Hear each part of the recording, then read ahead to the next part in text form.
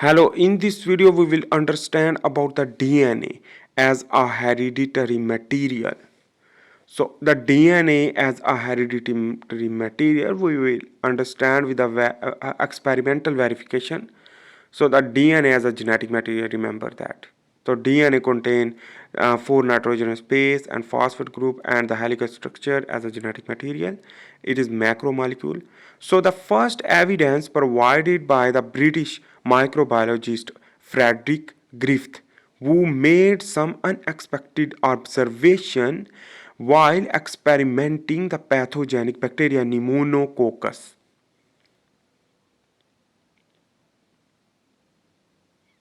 Mice died of blood poisoning. So in this way the mice died. This is the grief, remember. So mice died of blood poisoning.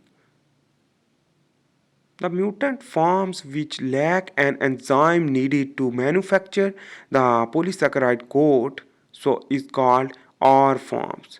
The mutant forms which lack an enzyme needed to manufacture the polysaccharide coat and is called R forms because it forms the rough colonies. So remember that things. So let's begin to understand the experimentation of grief. What will be happen? So this is the four situation. Number one situation, we will introduce the pathogenic strain of Streptococcus pneumonia to the mice, and in this the mice will be die because it is pathogenic, while the live non-pathogenic strain of Streptococcus pneumonia will introduce so the mice will not die. It means the mice alive.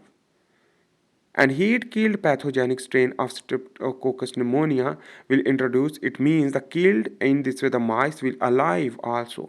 But the mixture of heat killed pathogenic and live non-pathogenic strain will mix. In this way the basically should be not killed but killed.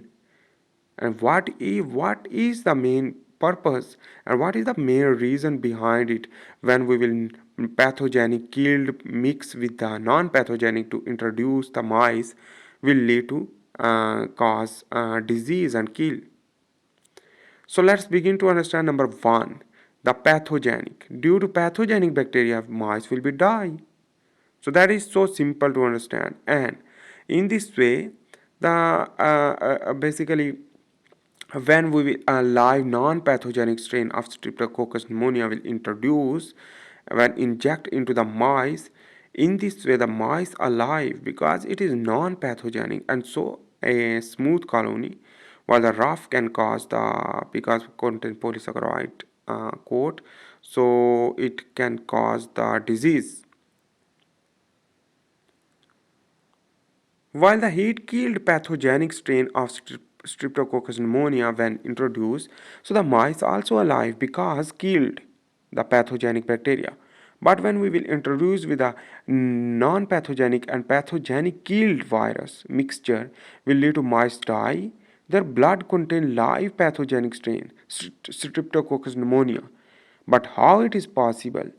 The possibility is that basically the genetic material transformed from the non-pathogenic from pathogenic to the non-pathogenic will lead to produce a polysaccharide coat in their smooth surface will lead to cause pathogenic bacteria will lead to cause disease and die the mice.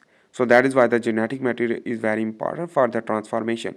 That is known as the principle of transformation of the genetic material from one bacteria to another through conjugation, remember. That is known as the sexual reproduction of the bacteria. So the result of experiment still the Griffith didn't know about that. What is this?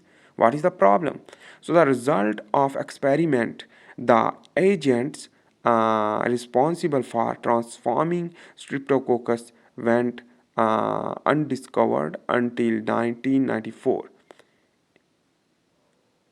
In a classic series of experiments, Oswald Avery, along with Colin McLeod and Maclean McCarthy, characterize what they refer to as the transforming principle.